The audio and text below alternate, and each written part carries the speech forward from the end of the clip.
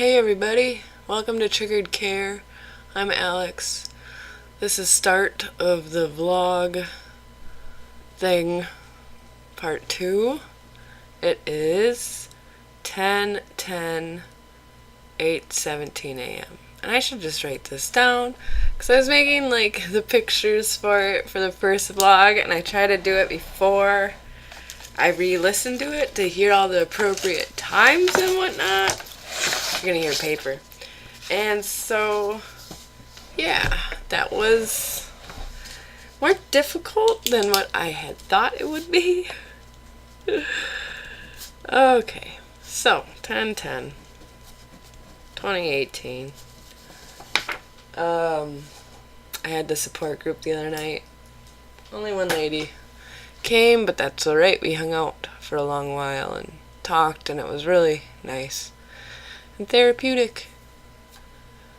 My husband's back to work after being sick all week last week, but I'm sick now.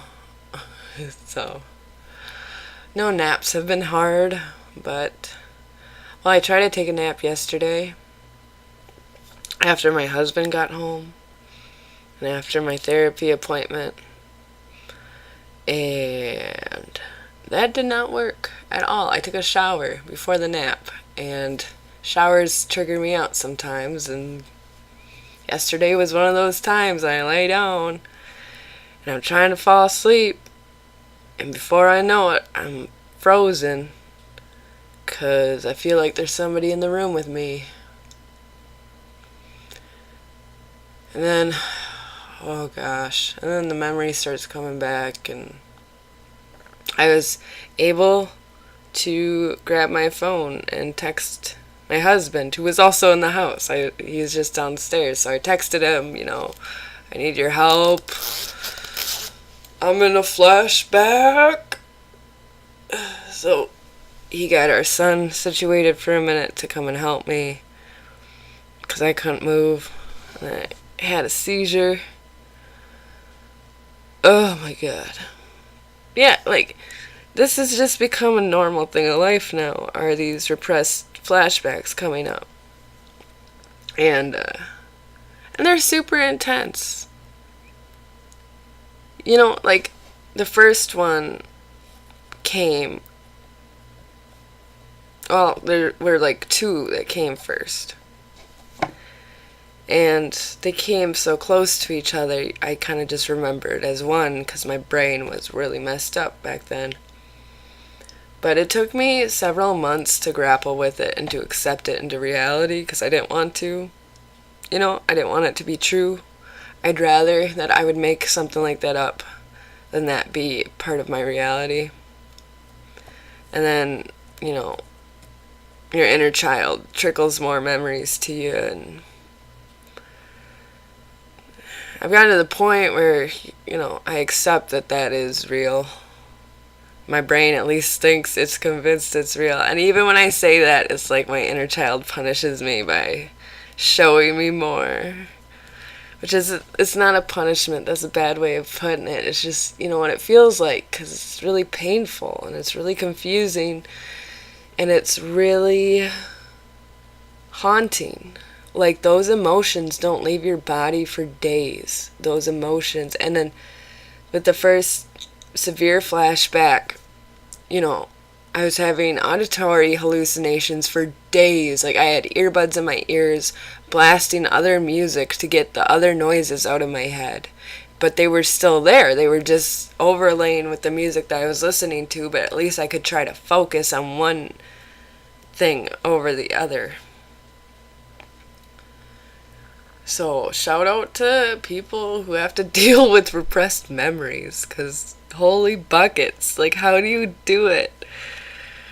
How do you freaking do it? And it doesn't help that I have a cold, and it doesn't help that I'm coughing out a lung every 2 seconds, and it doesn't help that I smoke more when I'm flashbacking like crazy. None of this stuff helps. Sorry for exploding your ears with my illness. Okay. So yeah, that's where I am flashback wise. And then I gave my therapist my grandmother kept these journals somewhat of our family because she used to be, she's passed now, but she used to be a child psychologist. I'm going to make a video about her. She deserves a video, but she kept all these records on the family and what was going on back when it was going on. And I've been telling my therapist about my repressed memories, and I asked her if she would, mind giving me back all those papers, and she didn't have the reaction that I thought she would, which is weird. She was like, I think since you haven't read these in so long, and since then you've had these repressed memories coming back, I can kind of track them in the writings somewhat, and so I don't want you to take it and get ultra triggered, because she knows how much I've been having flashbacks and stuff. But it was just odd, because usually, you'd think that it's just, okay, this is how I see myself, which probably isn't a good thing. Not that I'm advertising this as a way to be. These are the vlog series, not live your life like this series. Once I realized that I had PTSD, and once I realized that my past held the key to getting better in a way, that all I had to do was remember and process, And I think I look at it too black and white. That's my issue, is I overstimulated myself with triggers the first couple years of therapy because I wanted to get better quickly. And what I did accidentally was I triggered a number of stress-related disorders in my body and got really sick. And my therapist, she's well aware of my bad habits with that. And so I think it makes sense that she's going to hang on to these and be like, maybe not yet.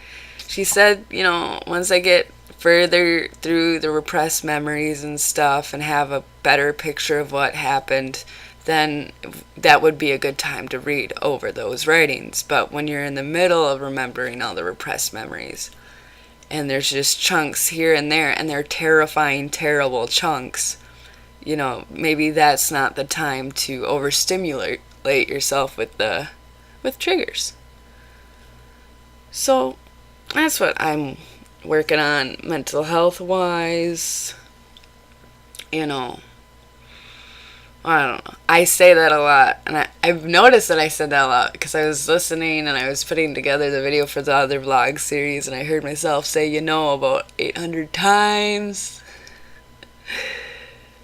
And it's not like noticing stuff about yourself should irritate yourself that much, but it irritates me when I see habits of mine, and I think part of that was I got bullied for having certain habits.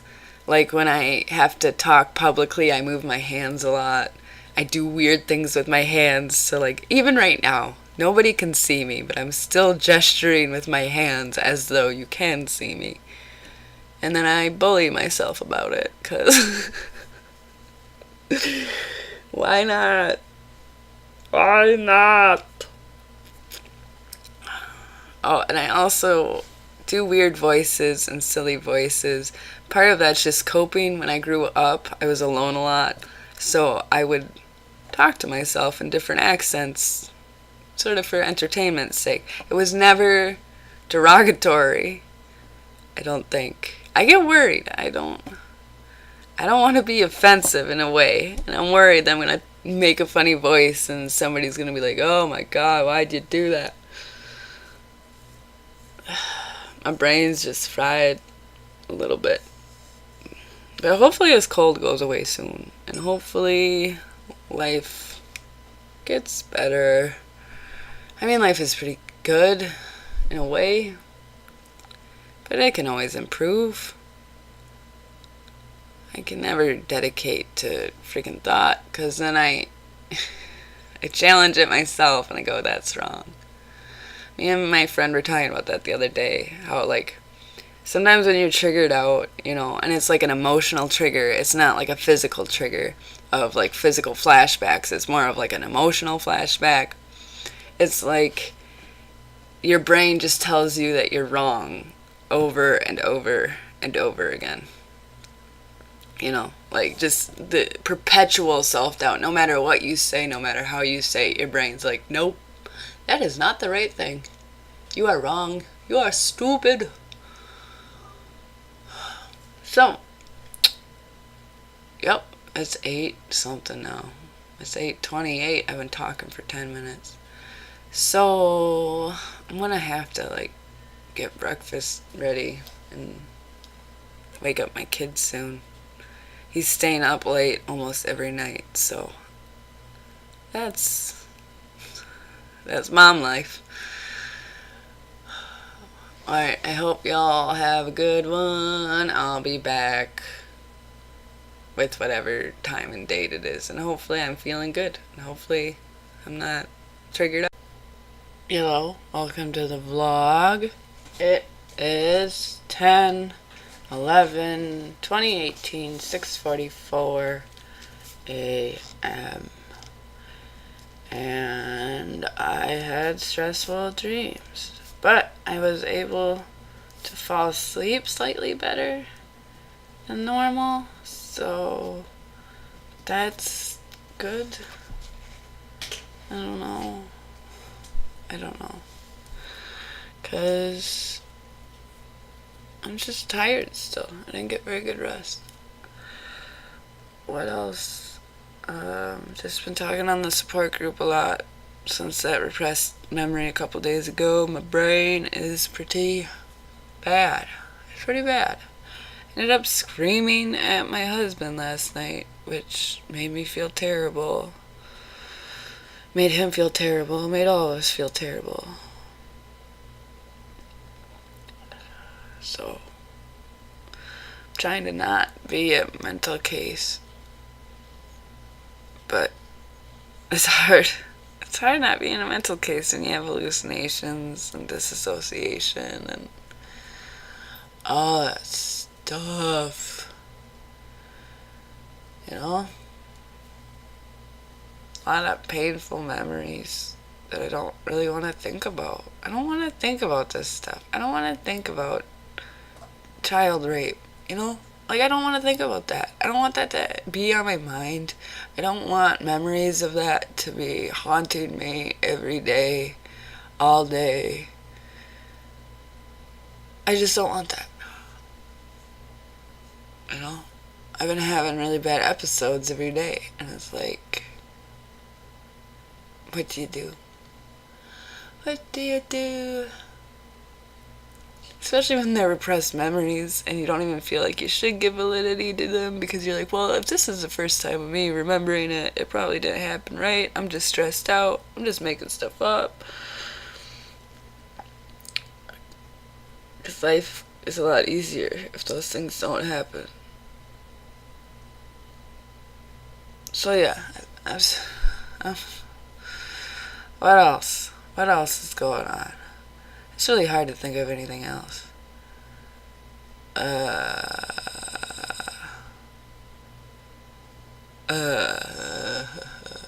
don't know. I don't know what else. I can't think. I should probably just come back later and try to talk, because right now it's not going to work very well because I'm just all stressed out. Like, I'm scratching at myself. And I'm trying to not break through the skin. I really am. I'm trying to, like, control that. But that's the problem, is the urges are coming back, because I just don't want to sit in this body with these memories, I just don't want to. And that's the thing, is progress is a bitch. For me at least, every time I've made progress, like a lot of progress, where I started feeling better and I started getting more energy, or even if I was still going through PTSD stuff, just making better epiphanies of my own self-worth and my own self-esteem. It's like my brain punishes me by giving me more memories that I can't handle, and that kind of, I feel like it unravels everything. It's like, oh great, I felt better for a day just to feel a million times worse. So I don't know. This recovery thing is kind of hard. Life right now is kind of hard for a lot of people. I definitely feel that. Definitely feel free to share your hard times with me as well, so I could make videos about it. Because, I don't want to just be ranting about my bad times on here. So, I guess I'm gonna go, and I'm gonna come back later and try to talk about more than just depressing flashbacks and child rape and all that stuff. So I'll be back. Hello. It is 10/11/2018, 12:47 p.m. Just got lunch done and over with. I was just thinking stuff. I actually thought of stuff to talk about, but of course my brain doesn't want to work. So yeah, the last couple days have been really hard to function. I thought I'd just talk about that. Seems like my brain keeps blanking out. I start one thing, one errand, one thing I want to get done, and then I forget what I was doing. My brain sends me in a different direction. I start doing that, and then I blank out, forget what I was doing. Or like you're doing something and all of a sudden you're not doing something and you're just staring at a wall.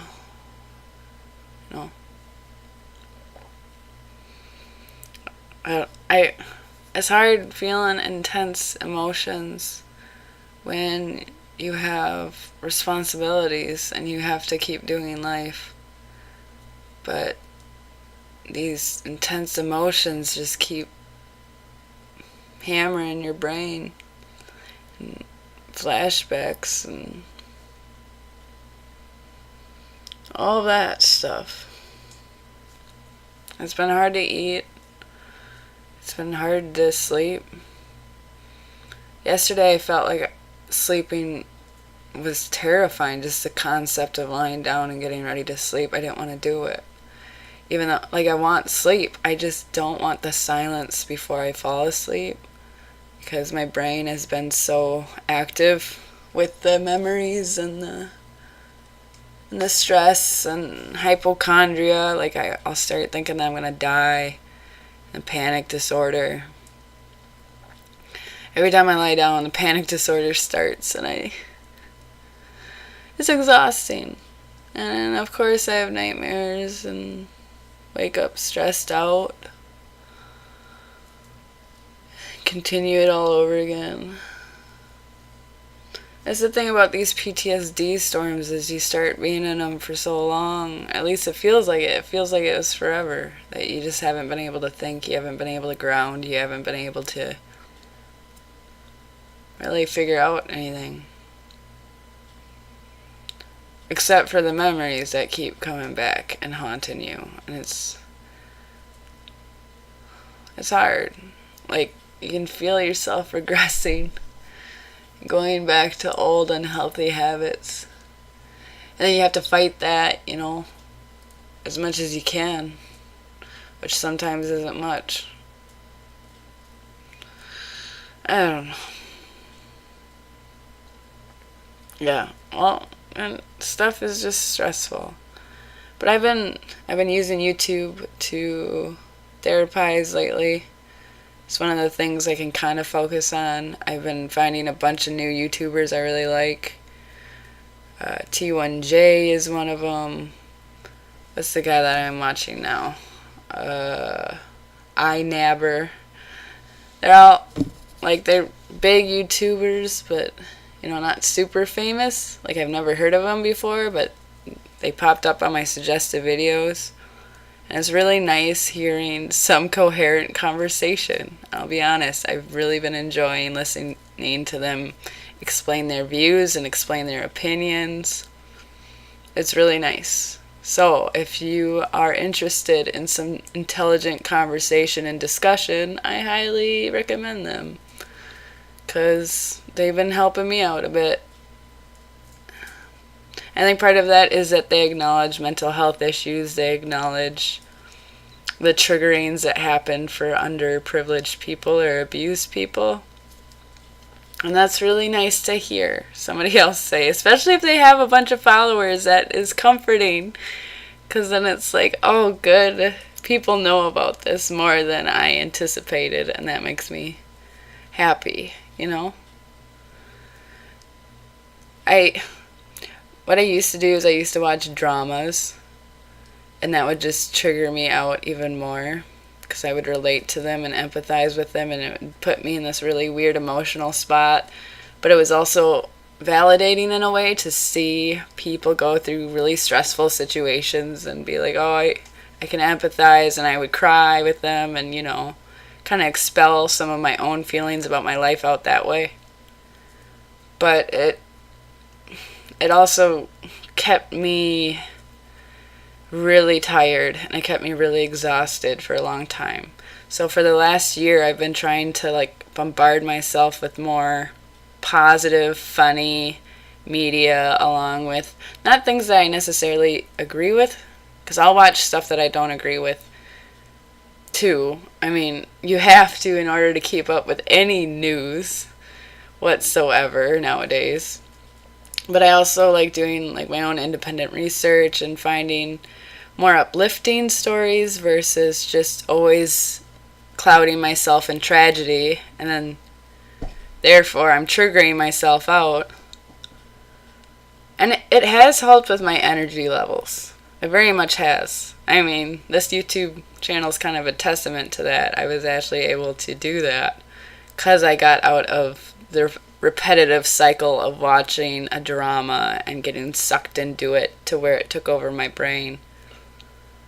But I've been missing my dramas lately. I've been thinking about them, because part of me wants to fall back into that cycle, which is probably why I found these YouTube channels. You know, I'm trying to replace that.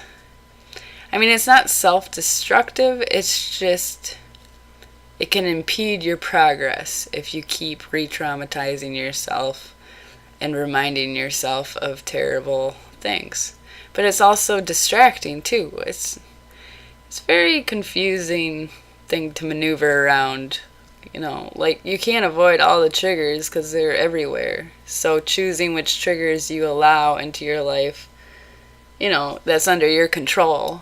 Because obviously we can't control everything. We can only control what we choose to consume. But it's just rough. Well, and it's rough because of my own personal triggers, too.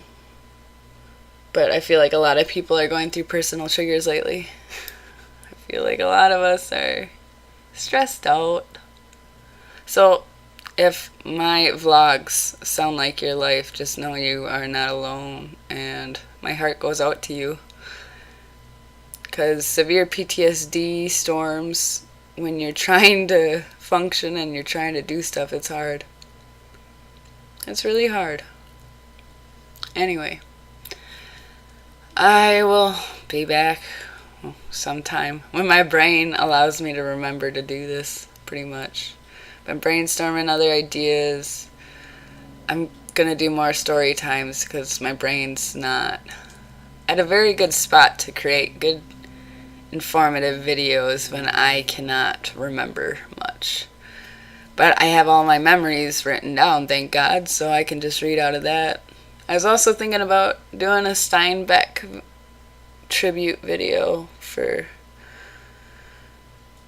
a chapter or something. One of my favorite chapters in there. It's only a couple pages long, and it's kind of like a parable more than anything. So you can read it out of context and it still makes sense. But, yeah, I will see you guys later. Hello, it is 10/12/2018, 8:10 a.m. I was actually able to sleep some. Probably got close to 8 hours. I mean, it was still a little choppy. I woke up a couple times in there.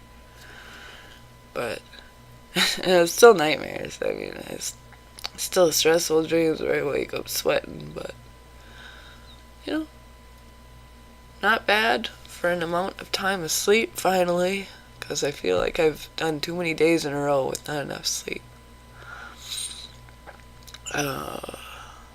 Yeah, I'm still sick, still trying to mom and do stuff and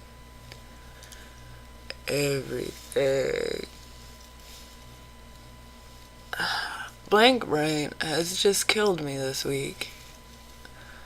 There was one day where I was, it was in the morning and I was trying to get stuff done. I was just wandering around, forgetting what I was trying to do for a while, until I got mad at myself and I started yelling at myself, like, what are you doing? Just sit down. You don't know what you're doing. You keep forgetting. Just stop this silly, weird quest that just makes you confused and all of that. So yeah. Well, the cold's not helping. My stomach's not helping. None of this stuff is helping, but, you just gotta continue.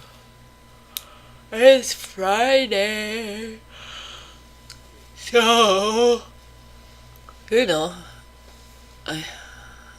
be able to really sleep in tomorrow, maybe. But who knows?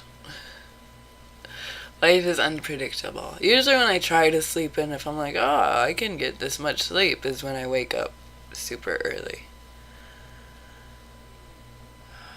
What else? I don't know. I've been watching a lot of good YouTubers I mentioned yesterday. And, it's really inspiring to see people stepping up and speaking out. It's really inspiring. I really appreciate it from anybody who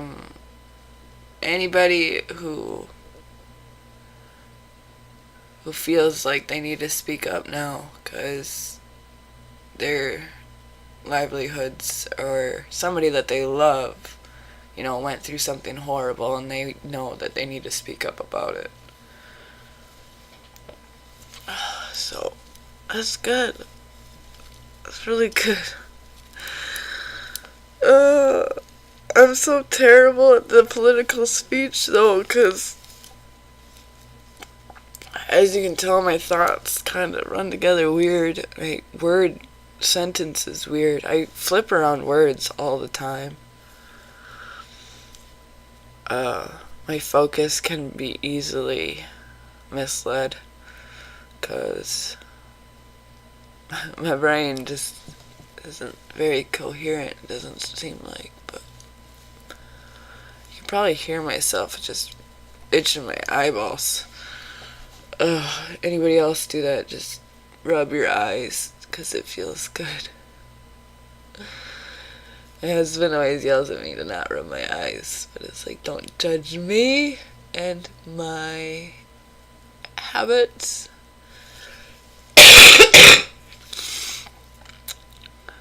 So, what else? I'm gonna see really good. Okay, so my family of origin I do not talk to anymore, as I've talked about before. I don't talk to my sisters, I don't talk to my parents at all. It's been like that for a couple years now. But I do have a love family in a way. My best friend's parents took me in after I went no contact with my parents, and that was super generous and super sweet. I knew them since I was a kid too, since I was always over at her house. They always really liked me, so they welcomed me into their home. We go over there for holidays, we visit with them and stuff like that. Her dad died last year from cancer, and that was really rough on the family. But even then, like, I was one of the first people at the hospital with her mom and her, because I was one of the first people they called of, like, Alex, you gotta get down here, something's not right. You know, and I stayed with them through that, and then I spent the night with my best friend that night, because her father died, and that's really hard.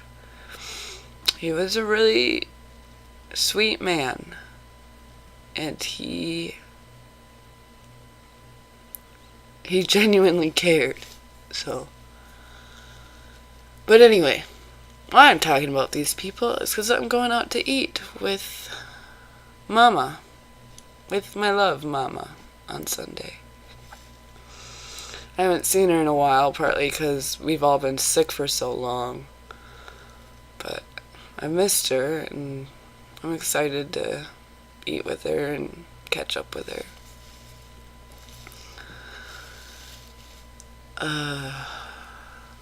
I've been very fortunate in my recovery. I feel that. And I think that's what kind of gives me the underlying optimism and hope through all of it, even when I'm feeling like crap. It's still like, but I know things are going to get better. I know that I'm still sitting pretty good, because recovery has brought me a lot of healthy, nice things that I didn't think were possible. You know? Like a family that loves me, I didn't think that was possible. Being accepted for who I am. Being able to talk about my mental illness openly and not have people run away from it. You know? And I think part of it is that we're so scared to talk about it, because our parents made us so scared that it's super intimidating even just thinking about talking about this stuff with somebody. You know?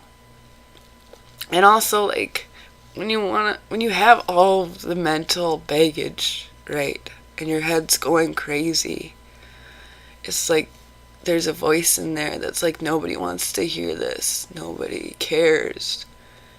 You're so selfish. Why do you want to talk about yourself all the time?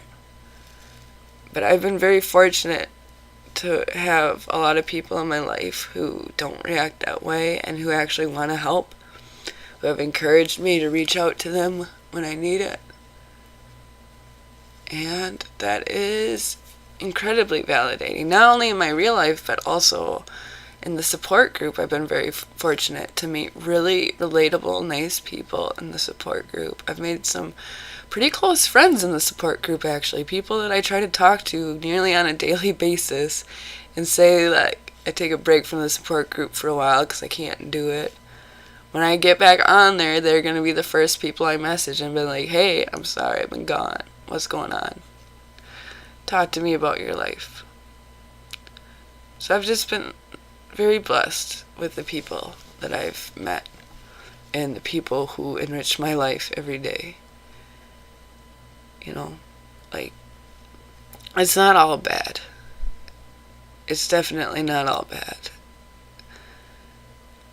But it's just trying to accept, you know, life is good. However, you're going to have brain malfunctions and you're going to have flashbacks that haunt you and scare the living shit out of you. So if you can deal with that, you know, I think I'm going to put this second one together, and then I'm going to upload both of them over the weekend of the, or I might upload the first one today and then this one tomorrow to kind of catch up. So the vlogs are actually more matching up with the dates and whatnot. Because I'm very new at this vlogging thing, so I'm trying to figure it out while brain malfunctioning. So bear with me on that. Yeah. My son is a delightful little man. He and My husband went out shopping yesterday, kind of gave me a break. I just played some video games. And they got back with a bag full of Halloween decorations. And last night, I was running around with my son with the decorations, and he's showing me where to put them, and he's just so happy for Halloween. And this is like his first holiday where he's big enough to get excited for decorations. Like, he knows what decorations are. He wants them all over the house. We got the spider webs with the little toy spiders in them that you put in there. And those just tickle his fancy. So I am very fortunate to have such a cute and nice son. The only thing I would complain about for the last week is he's been messing around with the plumbing late at night because he's potty trained, and he doesn't tell us when he's going to the bathroom, and most of the time it's all good, but then, he turns on the sink, shoves toilet paper in the sink, or he overfills the toilet paper, just normal kid stuff. It's like, crap, I don't want to deal with that tonight, I'll deal with that tomorrow. What else is going on? I don't know. I'm having a poop week, but also taking a step back and looking at the good stuff. It gives me comfort. So, I haven't had any straight up extended fugues yet, which is good. Last time I had a dissociative fugue was a few years back. But I was living with an old abuser back then. I think that was probably part of it. But I lost like 6 hours of my day. I think that's on my mind because somebody was talking about fugues in the support group the other day, and I'm like, oh yeah, I remember those. I'm really hoping I don't get another one anytime soon. I mean, the catatonic state sucks, but it's not like you lose 5 hours usually with that. You maybe lose 10 minutes, 20 minutes. And if you do lose a bunch of time with catatonic states, I just want to say I'm really sorry, because losing time in general really, really friggin' sucks. It sucks to wake up when you're already awake and be like, where am I? What am I doing? The weirdest place I ever woke up from a fugue was in a drive-thru. And it was like after I had taken the order, because I had no idea what I was going to get at the window. And then I also didn't know if I had my purse or wallet on me. And then I'm also like, hey, where's my baby? Because my son was only a baby at that time. And I'm like, hopefully I brought him along. So first thing I did when I came to was check the back seat. Because I'm like, oh my God, is my kid in the car? Okay, he's in the car. Oh my God. Do I have money? Did I buy? What did I buy?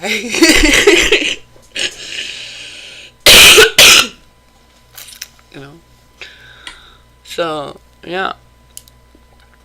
So I'm just a little loopy. And part of that could be the cold medicine too, along with I've been taking more Xanax. But that's because I figured out another symptom, you guys. Okay. Yesterday, for the last 3 days, I've been having weird ear issues. Like, I'll have a ear pain, which is normal for me. That goes on and off forever. So that's not what the new symptom was. So I'll have random sharp ear pains that go in between my ears.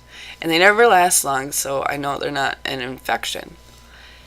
But for the last 3 days, there's been this additional pulsating feeling, especially in my right ear. And when it starts pulsing like that, all the noise sounds like it's too loud. Like if you've listened to speakers who can't really handle music, and you listen to music on a really loud level, and it gets to this point where all the loudness kind of blends together and doesn't sound good. It's like that. But along with that, there's that feeling of like a ball pulsating in your eardrum that's very uncomfortable. It feels like it's gonna burst almost, along with the noise distortion that makes you cringe and want to run away from it. And so the first day I noticed it, I'm like, oh, that's weird. Maybe I got something plugged in my ear or something. And then the second day, it was going on hard all day long. And usually I try to not Google my symptoms because that will make me freak out. But I decided to Google it because it's weird. It's weird having something pulsating in your eardrum. So I looked it up, and that's just a stress thing. It just that just happens when you are extremely stressed, apparently. And also, I have tendinitis, so it could be from that as well. But I've had that for many years now. It might tie into the neurological symptoms that sexual abuse survivors have, although I'm not sure about that. I didn't see any correlation with that. That's just speculation on my part. I am in no way a professional. I just have talked to a lot of professionals and read a lot of articles and books and all of that. Like when way earlier on in recovery, my therapist actually borrowed me her DSM for me to really be able to cement it into my brain, a little bit. Well, not cement it into my brain, but just have a better understanding for mental disorder for myself. And, putting things into categories and lists, because that is my nirvana. If everybody could live in a list-like way, that would be very helpful for me, and different categories, different whatever. These YouTube videos are pretty much just an extension of all the lists and stories I've written over the years. So, but anyway, yeah, if you have a weird pulsating thing in your ear, that's just stress, which, And then they said that lorazepam can help, which I'm on that, so I'm like, okay. And I think it did help with the severity of it, because then it wasn't just on driving me crazy. So, I'm probably going to wrap this up. It is almost breakfast time. I have to get my mama butt in gear. Thank you for listening. Let me know if you enjoy the vlog series. Let me know if these are at all relatable, or if you think I should do a different format, maybe, because I like the video game format. I really do. They're pretty simple to put together, and I love video games. I just do. However, I've been thinking more and more about maybe doing an actual camera with vlogs, because sometimes it's nice to relate to a person's facial expressions. But in order to do that, I would have to get over my fear of being on camera. So that might be its own therapy process before that happens. And in the meantime, I hope you enjoy my video game playing. I hope that you're doing well. I hope this week has been a lot better than previous weeks. I hope that you're having good conversations and getting inspired. And on top of everything else, I hope you have a good one.